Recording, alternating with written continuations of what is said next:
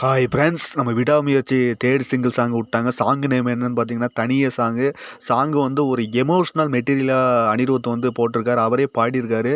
Song கேட்க நல்லா தான் இருக்குது. ஏன்னா ஒரு மெலடி மெட்டீரியல் சாங்கு நல்லா தான் இருக்குது. ஏன்னா இதுக்கு முன்னாடி வந்த சாவடியா சாங்கும் இதுக்கடுத்து வந்த நம்ம பத்திக்குச்சி சாங்கும் வேறு லெவலில் தான் இருந்துச்சு. அதுக்கு அடுத்தபடி ஒரு மெலடி சாங்கும் போட்டிருக்காங்க. ஏன்னா சாவடியா வந்து ஒரு பார்ட்டி சாங்கு, பத்திக்குச்சி வந்து ஒரு மோட்டிவேஷன் சாங்கு. இது வந்து ஒரு கப்பிள்ஸு சாங்கு போல் பயங்கரமாக தான் வந்திருக்கு. ஏன்னா 3 சாங்குமே வெவ்வேறு ஜானரில் இருக்குது.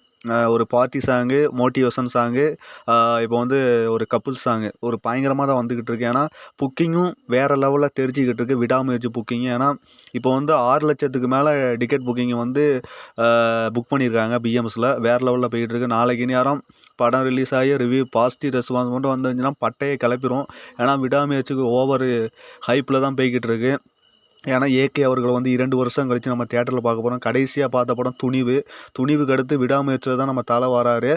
வேறு லெவலில் சம்பவம் பண்ண காத்திருக்கு. நாளைக்கு நேரம் ரிவ்யூலாம் வந்துடும். எல்லாமே சந்தோஷமாக இருங்க. எஃப்டிஎஃப்எஸ்க்கு நீங்கள் டிக்கெட்டு எந்த தியேட்டரில் புக் பண்ணியிருக்கீங்க கீழே உள்ள கமெண்ட் பாக்ஸில் கருத்துக்களை போடுங்க.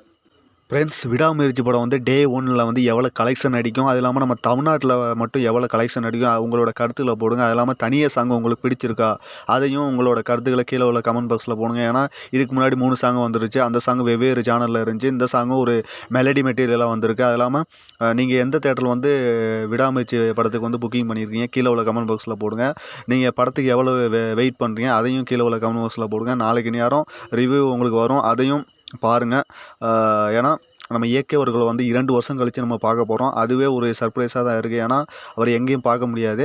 இந்த வீடியோ பிடிச்சிருந்தால் லைக் பண்ணுங்கள், ஷேர் பண்ணுங்கள், மறக்காமல் சப்ஸ்கிரைப் பண்ணுங்கள்.